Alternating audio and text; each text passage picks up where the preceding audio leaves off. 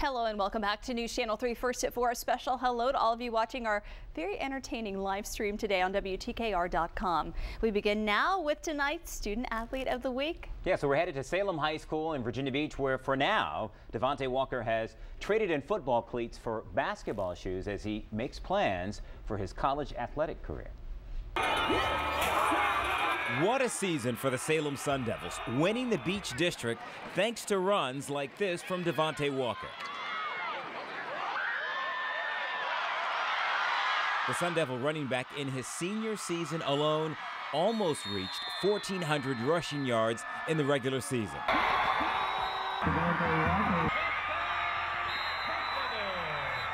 He also finished second in the region with 20 rushing touchdowns in only 10 games.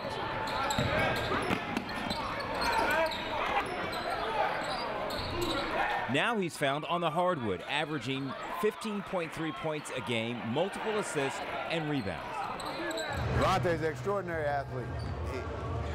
He does things naturally that a lot of people work their whole life to try to get to. And Divante will tell you he actually likes basketball better than football. But as far as what sport he'll pursue in college, play football. I don't know.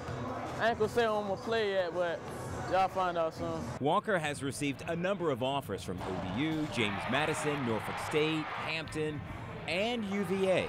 He's also visited a number of campuses, but so far, mum's the word. So what keeps him focused and motivated? My dad, he pushed me hard, get my grades right, stay strong in the weight room. A strategy that will be critical wherever he plays football in college. Divante Walker, our Student Athlete of the Week.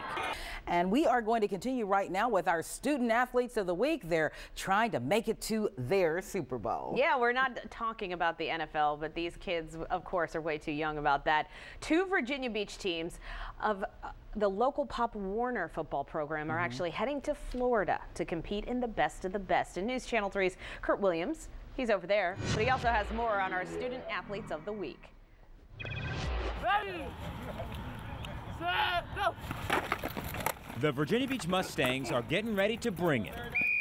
We're more than a team. This is blood. We are family. And the goal of this family, win a national championship. I mean, I want to go back down there and win this whole thing. Yes, go back. This is a return visit for many of these players to Orlando. Now they get a shot at 2 games. They have to win both in order to make it to the third. Essentially, the Super Bowl for these guys. We played this team last year in the first round, and we didn't play our best and we lost. So we finished 5th, but this year we're going to come out hard. You've been down this road before? This is year, I don't know, 6 or 7 that we've brought a team down there. We've won at one time, 2001. Percy Harvin played on that team. Who went on to light up the field at Lansdowne High School on his way to the NFL in the Minnesota Vikings. Percy Harvin, a name not lost on these players. It's very exciting, but also at the same time it's intimidating because I want to be as good as he was. Now, in addition to the junior midgets, the Mustangs also sending down a smaller and younger weight class, the junior Pee-wee division. But just because they're a little smaller, you don't want to get in their way. Just ask our photographer.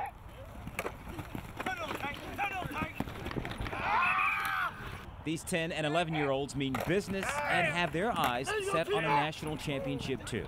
The goal that we set was hard work is going to make the dream work, and they say Disney is a place where dreams come true. Let's hope that's true for both teams. With the Virginia Beach Mustangs Junior Midget and Junior Pee-wee, our Student Athletes of the Week, Kurt Williams, News Channel 3. Meet Gaila Normile, a typical 16-year-old. She's a junior at Salem High School and member of the Knights soccer team. She also plays club soccer for the Virginia Rush. Tenacity, grittiness, hardness. She doesn't quit. She's not going to score 4 goals a game. She's going to put her nose where other people don't want it and create problems for the other team. This is only one part of Gaila's story. To truly appreciate it, you need to go back to May, when her life would forever change. Her 2-year-old baby brother, Charlie, slipped into the family's backyard swimming pool and would pass away 6 days later. From that moment, Gaila helped form Team Charlie, a reminder and remembrance of her younger brother. Tragedy would strike again in August, when a helicopter carrying local Navy SEALs crashed in Afghanistan. Many of the fallen were part of her community. Once again, Gaila rose to the occasion and formed the 5-kilometer Turkey Trot plus Normile Mile to raise money for the Navy SEAL Foundation. This past Thanksgiving, we had Gaila Normile's Turkey Trot, Race for the Fallen. All profits and all the money we raised went toward the Navy SEAL Foundation, and we ended up raising around $9,000. And we had about 500 people. Matt Dacey has been coaching for 12 years. He has seen numerous kids in his years, but it was Gaila who inspired him to nominate her for the Inspirium Award, which aims to highlight and recognize inspirational high school athletes who may not have the best statistics on the field, but still give 100% to the sport. Top prize is part of a $25,000 scholarship. In the face of adversity, I don't know what could be more adverse for a kid her age to lose a little brother that she was so dearly in love with, to show up and compete and play and do her job the next day. Gaila has grown up fast in 2011. She did it all and still manages to be a straight A student. How does she do it? I find myself staying up till around 11:30 at night or so, or sometimes later. I do a lot of my work in school, and there's really no free time. What's next? I know I want to, especially after what's happened, I know I definitely want to stay in state and play soccer and go on to get a law degree and kind of just go into practice with my dad. It is one goal that is within her reach. At the Virginia Beach Sportsplex with Gaila Normile, Kurt Williams, News Channel 3. For 12-year-old Meena Johnson, it's just another practice with the guys. I feel like I'm one of them. They treat me just like them. They treat me like a family. They're like my brothers. With her helmet on, there is no difference between the sexes. Meena hits just as hard and runs just as fast as the boys she plays with on the junior varsity team at Southampton Academy, the first girl in the history of the school to do so. It feels absolutely exhilarating, you know, when you're out there and you get a good sack or a good tackle, coach is yelling, good job, go do it again. It's amazing. Meena Johnson says at first she was skeptical of her daughter's decision to play, but after the first game, when Meena sacked the opposing quarterback 4 times, she knew her daughter had a future in football. She goes after the ball, she goes after the opponent, and she takes them down.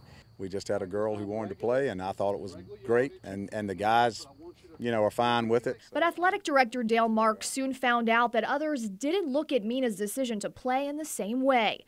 Meena had to sit out last week's game when the opposing team threatened to forfeit if she went on the field. At first, I thought it was kind of funny because to me that says you're afraid of me and of this team. But then I was kind of disappointed. I was shocked. I did not think that something like that would happen. I thought, okay, it's 2011. We have girls in combat. Girls do play football. But it looks like Meena will be able to continue playing. The 3 other schools Southampton will face this season are fine with competing against a girl. Meena knows that as a trailblazer, there will be other obstacles that stand in her way, and she plans on breaking through all of them, just like she did to be able to play football. It's history, you know, you can't take that away.